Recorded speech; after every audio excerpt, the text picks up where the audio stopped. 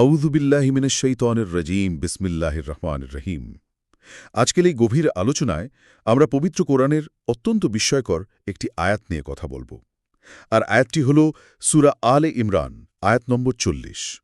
ক্বালা রব্বি আন্না ইয়াকুনু লি গুলামু ওয়া বালাগানিয়াল কিবারু ওয়া ইমরাআতি আকির ক্বালা কাযালিকাল্লাহু ইয়াফআলু মা ইয়াশাউ। এর বাংলা অনুবাদ করলে দাঁড়ায়, সে বলল, হে আমার রব, আমার পুত্র হবে কিভাবে, অথচ আমার তো বার্ধক্য এসে গেছে এবং আমার স্ত্রীও বন্ধা। তিনি বললেন, এভাবেই আল্লাহ যা ইচ্ছা তাই করেন। আ আজকের এই আলোচনার মূল যে উদ্দেশ্য, আমাদের আজকের মিশনটা কিন্তু একটু অন্যরকম। হ্যাঁ, অন্যরকম তো বটেই।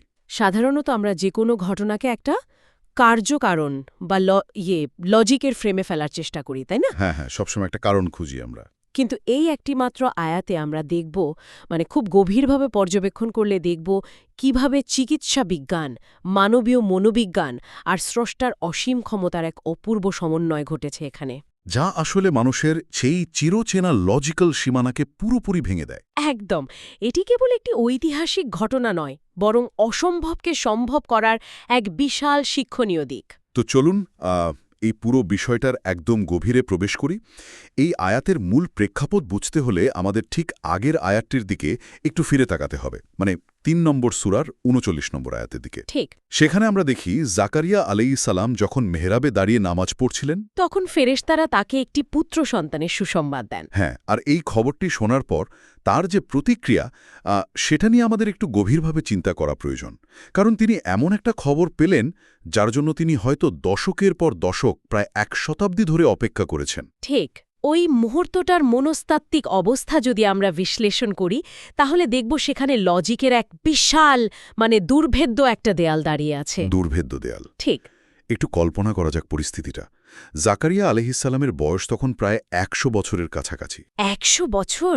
হ্যাঁ, বার্ধক্য তার একদম চূড়ান্ত পর্যায়ে পৌঁছেছে। মানুষের শরীর তো এই বয়সে স্বাভাবিকভাবেই ক্ষয়িষ্ণু হয়ে পড়ে। নতুন প্রাণ সৃষ্টির সক্ষমতা শারীরবৃত্তীয়ভাবে অসম্ভব হয়ে দাঁড়ায় তখন। আর এখানে তো শুধু তার নিজের বয়সের সীমাবদ্ধতা ছিল না। না, তার স্ত্রীর অবস্থাও একটা বড় ফ্যাক্টর ছিল। একদম তাই। ইতিহাস এবং তাফসীর থেকে আমরা জানতে পারি, তার স্ত্রী শুধু যে বৃদ্ধাই ছিলেন তা নয়, বরং যৌবনকালেও তিনি ছিলেন সম্পূর্ণ বন্ধা। তার স্ত্রীর শরীরে সন্তান ধারণের যে প্রাথমিক মেকানিজম, সেটাই কখনো কাজ করেনি। এটাই হলো সবচেয়ে বড় পয়েন্ট। জাগতিক বা দুনিয়াবি নিয়মে, আমাদের চিকিৎসা বিজ্ঞানের ভাষায়, এটি শতভাগ অসম্ভব একটি ঘটনা। একজন মানুষের বয়স ১০০ বছর এবং তার স্ত্রী আজীবন বন্ধা। এই দুটি শর্ত একসাথে মিলে গেলে এর কোনো বৈজ্ঞানিক বা লজিক্যাল ব্যাখ্যা সাধারণ মানুষের কাছে আর থাকে না। আর ঠিক এই ঘোর অমানিসার মতো অসম্ভব বাস্তবতার মাঝেই তার মুখ থেকে সেই চরম বিস্ময়ের প্রশ্নটি বেরিয়ে আসে। তিনি আল্লাহকে জিজ্ঞেস করেন, হে রব, এই অসম্ভব কাজটা কিভাবে ঘটবে? আমার এই বৃদ্ধ স্ত্রীর গর্ভেই কি হবে, নাকি আপনি অন্য কোনো উপায়ে আমাকে সন্তান দেবেন? এই প্রশ্নটা শুনলে আপাত দৃষ্টিতে মনে হতে পারে তিনি হয়তো সন্দেহ প্রকাশ করছেন। হ্যাঁ, মনে হতে পারে তিনি অবিশ্বাসের জায়গা থেকে বলছেন, কিন্তু আসলে কি তাই? না, এই প্রশ্নের শিকড়ও কোনো অবিশ্বাস বা সন্দেহের মাটিতে পোতা ছিল না। এটি মূলত এক প্রচণ্ড ঘোর বা বিস্ময়ের জায়গা থেকে তৈরি হওয়া একটি প্রশ্ন। এর আগে একটি ছোট্ট কথা মনে করিয়ে দেই, যদি আমাদের এই রকম ভিডিও পেতে চান ধারাবাহিকভাবে, তাহলে অবশ্যই আমাদের চ্যানেলটি সাবস্ক্রাইব করতে ভুলবেন না। আমাদের চ্যানেলের নাম আয়াত মাইন্ড। মানুষের স্বভাবই হল, যখন কল্পনার বাইরের কোনো কিছু সে পেয়ে যায়। যেমন ধরুন, কেউ যদি হঠাৎ করে জীবনে বিশাল একটা লটারি জিতে যায়। হ্যাঁ, ঠিক বলেছেন। এমন কোনো অর্জন যার কোনো সম্ভাবনাই ছিল না, তখন সে বিস্ময়ে বলে ওঠে, সত্যিই কি আমি পেয়েছি? কিন্তু কিভাবে ঘটল এটা? জাকারিয়া আলাইহিস সালামও মূলত জানতে চাইছিলেন, প্রকৃতির এত বড় একটা অলঙ্ঘনীয় নিয়ম ভেঙে আল্লাহর এই মিরাকল কিভাবে বাস্তবে রূপ নেবে। আর এখানে একটা বিষয় খুব ইন্টারেস্টিং। তার এই কৌতূহলী প্রশ্নের জবাবে আল্লাহ কিন্তু খুব দীর্ঘ কোনো বৈজ্ঞানিক ব্যাখ্যা দেননি। উত্তরের ধরনটা ছিল একেবারে রাজকীয় এবং চূড়ান্ত। আল্লাহ খুব সহজ ভাষায় জানিয়ে দিলেন, এভাবেই হবে। তোমার এই বর্তমান অবস্থাতেই এই বার্ধক্য আর এই বন্ধাত্বের মাঝেই সন্তান দেওয়া হবে। কারণ আল্লাহর হুকুম বা নির্দেশের সামনে দুনিয়ার কোনো লজিক বা ডাক্তারি রিপোর্ট বাধা হয়ে দাঁড়াতে পারে না। আমরা সবসময় যে কোনো ঘটনার পেছনে একটা কার্যকারণ খুঁজি। বীজ বুনলে গাছ হবে, মেঘ জমলে বৃষ্টি হবে। এগুলো আমাদের চেনা নিয়ম। কিন্তু আল্লাহ তো নিয়মের স্রষ্টা, তিনি নিয়মের অধীন নন। তিনি চাইলে কারণ ছাড়াই ফলাফল তৈরি করতে পারেন। চলুন এবার এই আয়াতের মূল শিক্ষা এবং ব্যবহৃত শব্দগুলোর একটু বৈজ্ঞানিক আর মনস্তাত্ত্বিক বিশ্লেষণ করা যাক। আয়াতের শুরুতেই যে অংশটি রয়েছে, আমার পুত্র হবে কিভাবে, আরবিতে বলা হয়েছে আন্না ইয়াকুনু লি গোলাম। হ্যাঁ, এটি নিয়ে আমরা ইতোমধ্যে কথা বলেছি যে এটি নিছকই এক তীব্র কৌতূহল, কিন্তু এরপর তিনি নিজের অবস্থার যে বর্ণনা দিচ্ছেন, অথচ আমার তো বার্ধক্য এসে গেছে। বালাগানিয়াল কিবার। এর শারীরবৃত্তীয় তাৎপর্য কি আসলে? শারীরবৃত্তীয় বা বায়োলজিক্যাল দিক থেকে দেখলে বালাগানিয়াল কিবার মানে হল মানবদেহের কোষগুলোর পুনরুৎপাদন ক্ষমতা বা রিপ্রোডাক্টিভ ফাংশন পুরোপুরি বন্ধ হয়ে যাওয়া। মানে সন্তান জন্মদানের জন্য যে হরমোনাল ব্যালেন্স আর সেলুলার এনার্জি একজন মানুষের প্রয়োজন, তার সম্পূর্ণ নিঃশেষ হয়ে যাওয়ার অবস্থাকেই এখানে নির্দেশ করা হয়েছে। আর এর ঠিক পরপরই তিনি যুক্ত করেছেন এবং আমার স্ত্রীও বন্ধা। ওয়ামরাতি আকের। একটু আগে আমরা চিকিৎসা বিজ্ঞানের যে লেন্স দিয়ে বিষয়টি দেখছিলাম, সেখানে একই তো একটি দ্বিগুণ বাধা বা ডাবল ব্যারিয়ার বলা যায়। এটি অত্যন্ত গুরুত্বপূর্ণ একটি পর্যবেক্ষণ। একদিকে বয়সজনিত কারণে শরীরের স্বাভাবিক সক্ষমতা হারিয়ে যাওয়া, যাকে আমরা অর্জিত অক্ষমতা বলতে পারি, অন্যদিকে স্ত্রীর জন্মগত অক্ষমতা, যিনি যৌবনেও সন্তান ধারণে সক্ষম ছিলেন না।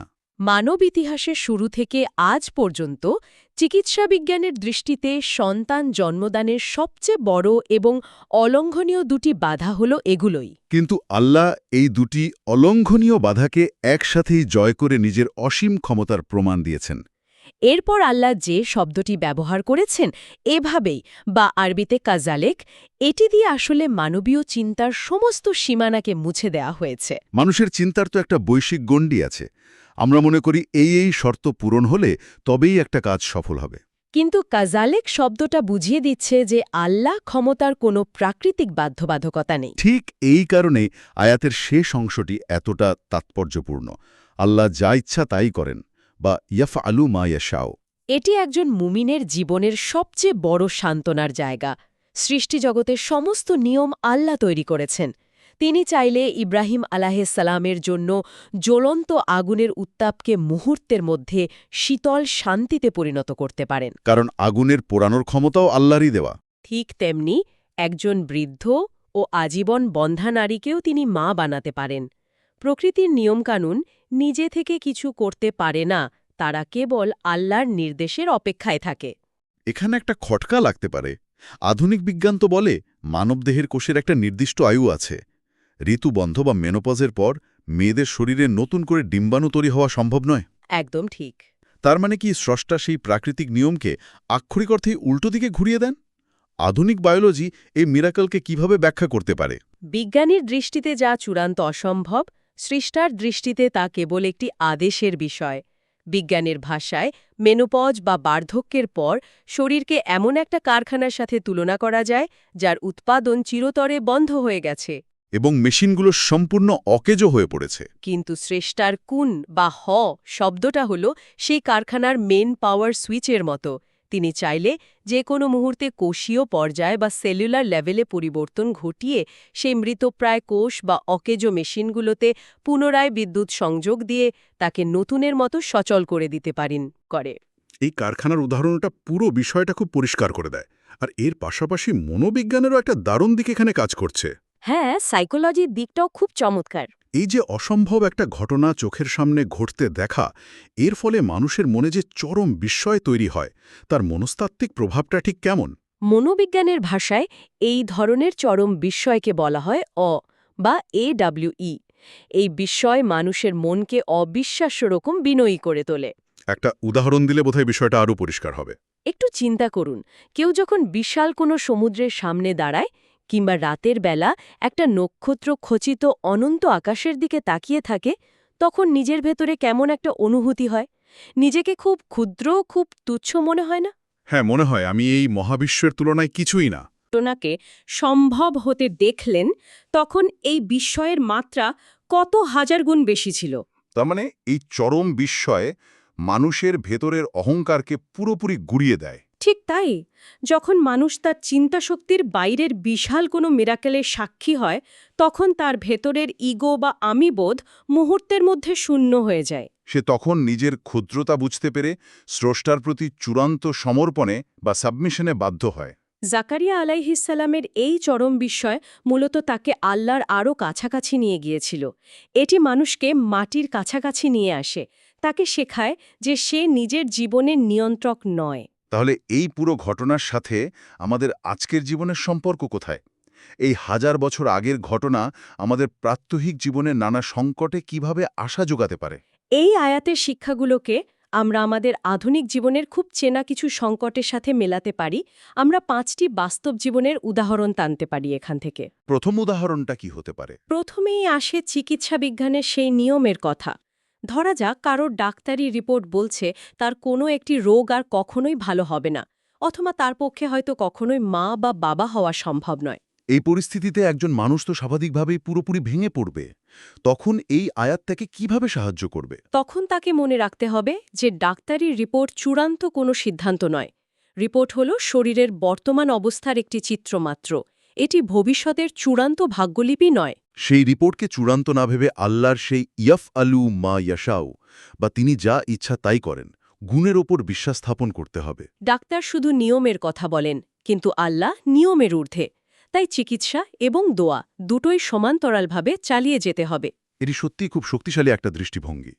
এরপর আমাদের জীবনে এমন অনেক পরিস্থিতি আসে যখন চারদিকে সব দরজা বন্ধ হয়ে যায়। এটাই আমাদের দ্বিতীয় পয়েন্ট, চরম বিপদে মিরাকেলের আশা করা।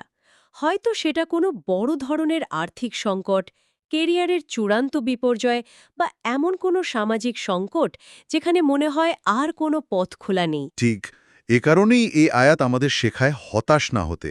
চারদিকের দেয়াল যখন খুব শক্ত মনে হয়, লজিক যখন বলে যে এখান থেকে বের হওয়ার কোনো রাস্তা নেই, তখনই আয়াত আমাদের হতাশার হাত থেকে বাঁচায়। কারণ আল্লাহ জাগতিক হিসেবের বাইরের এমন কোনো দরজা খুলে দিতে পারেন যা কল্পনাতেও ছিল না। জাকারিয়া আলাইহিসসালামের জীবনে তো সব দরজাই বন্ধ ছিল। কিন্তু আল্লাহ সেখান থেকেই রাস্তা তৈরি করেছেন। এর সাথে ৩ নম্বর যে বিষয়টা খুব অঙ্গাঙ্গিভাবে জড়িত তা হল আমাদের পাওয়ার পরের অনুভূতি। যখন হঠাৎ করে জীবনে এমন কোনো বড় নেয়ামত বা উপহার আসে যা হয়তো যোগ্যতা বা হিসাবের বাইরে ছিল, তখন প্রতিক্রিয়া কেমন হওয়া উচিত? এটাই তৃতীয় শিক্ষণীয় দিক, চরম বিস্ময় এবং কৃতজ্ঞতা প্রকাশ করা। মানুষ যখন বড় কোনো সফলতা পায় তখন অনেক সময় ভেতরে একটা অহংকার চলে আসে যে আমি আমার যোগ্যতা দিয়ে এটা অর্জন করেছি। কিন্তু জাকারিয়া আলাইসাল্লামের মতো আমাদের শেখা উচিত সেই বিস্ময় অনুভব করতে। হে আল্লাহ, আমি তো এটার যোগ্য ছিলাম না, আপনি কিভাবে আমাকে এত বড় সম্মান দিলেন? এই যে বিনয়, এই কৃতজ্ঞতাবোধই মানুষকে স্রষ্টার আরও কাছে কাছে নিয়ে যায়। এরপর ৪ নম্বর পয়েন্টটা আধুনিক যুগের প্রেক্ষাপটে খুব প্রাসঙ্গিক। আমরা সবকিছুকেই বিজ্ঞান দিয়ে মাপতে খুব পছন্দ করি। কেউ কেউ তো কোরআনের সমস্ত মিরাকল বা অলৌকিক ঘটনাকে আধুনিক বিজ্ঞানের ছাঁচে ফেলে প্রমাণ করার চেষ্টা করেন। এটি আমাদের অত্যন্ত গুরুত্বপূর্ণ একটি পয়েন্ট। লজিক বা বিজ্ঞান দিয়ে আল্লাহর ক্ষমতা মাপতে না যাওয়া। বিজ্ঞান হল স্রষ্টার তৈরি করা একটা ক্ষুদ্র ব্যবস্থা যার মাধ্যমে আমরা এই মহাবিশ্বের সাধারণ নিয়মগুলো বুঝতে পারি। বিজ্ঞান শুধু কিভাবে এবং কেন ঘটে তার উত্তর খোঁজে। কিন্তু স্রষ্টা তো এই বিজ্ঞানের সমস্ত সূত্রের ঊর্ধ্বে। যেখানে বিজ্ঞান তার সীমানা টেনে দেয়, মিরাকল সেখান থেকে শুরু হয়। তাই সবকিছুর বৈজ্ঞানিক ব্যাখ্যা খুঁজতে যাওয়াটা আসলে চিন্তারই একটা সীমাবদ্ধতা। তাহলে এই সব কিছুর শেষে আমাদের পঞ্চম এবং চূড়ান্ত অবস্থানটা কি দাঁড়ায়? যখন সব লজিক, সব বিজ্ঞান, সব জাগতিক হিসেব নিকাশ বিপক্ষে চলে যায়, তখন একজন মানুষের ঠিক কি করা উচিত? সেটাই হল তাওয়াক্কুল বা ভরসার সর্বোচ্চ স্তর। যখন পরিস্থিতি সম্পূর্ণ বিপক্ষে চলে যায়, যখন মানুষের নিজের করার আর কিছুই বাকি থাকে না, তখন অন্তরের গভীর থেকে এই কথাটা বিশ্বাস করা যে হে আল্লাহ, আমার পরিস্থিতি, আমার বয়স, আমার ডাক্তারি রিপোর্ট সবকিছু আমার বিপক্ষে। কিন্তু আপনি তো ইয়াফ আলু মা ইয়াশাউ, আপনি তো যা ইচ্ছা তাই করতে পারেন। সব হিসেবের বাইরে গিয়ে আপনি আমাকে সাহায্য করুন। নিজের সমস্ত অক্ষমতা এবং অসহায়ত্বকে আল্লাহর সামনে তুলে ধরে সাহায্য চাওয়াটাই হল নবীদের সুন্নাহ। যদি আমরা আজকের এই সম্পূর্ণ আলোচনার নির্যাস বা সারসংক্ষেপ টানি তাহলে খুব স্পষ্টভাবেই বোঝা যায় যে মানবীয় লজিক বা ডাক্তারি রিপোর্ট কখনোই শেষ কথা হতে পারে না, চূড়ান্ত হল আল্লাহর ইচ্ছা। বয়স, শারীরিক অক্ষমতা বা পরিস্থিতির বৈরিতা আল্লাহর রহমতের পথে কোনো বাধা তৈরি করতে পারে না। মানুষের কাজ হল নিজের ক্ষুদ্রতা স্বীকার করে বুক ভরা বিশ্বাস নিয়ে দোয়া করে যাওয়া, আর আল্লাহর কাজ হল সেই অসম্ভবকে সম্ভব করে দেখানো। খুব সুন্দরভাবে পুরো বিষয়টিকে এক সুতোয় গেঁথেছেন। এই একটি আয়াত আমাদের শেখায় যে প্রকৃতির নিয়মকানুন কেবল আমাদের জন্য, স্রষ্টার জন্য নয়। বিজ্ঞান শুধু কারণের উপর নির্ভরশীল, কিন্তু আল্লাহ কোনো কারণ ছাড়াই ফলাফল দিতে পারেন।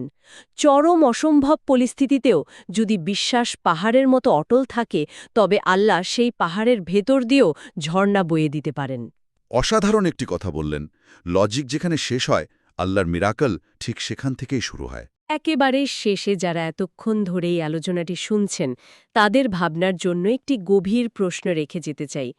লজিক যেখানে শেষ হয়, সেখান থেকেই যদি মিরাকেলের শুরু হয়, তবে জীবনের সবচেয়ে বড় যে সমস্যাটিকে আমরা অসম্ভব বলে ধরে নিয়েছি, আজকের পর থেকে সেই সমস্যাটি নিয়ে আল্লাহর কাছে আমাদের চাওয়ার ধরনটা কি পুরোপুরি বদলে যাওয়া উচিত নয়?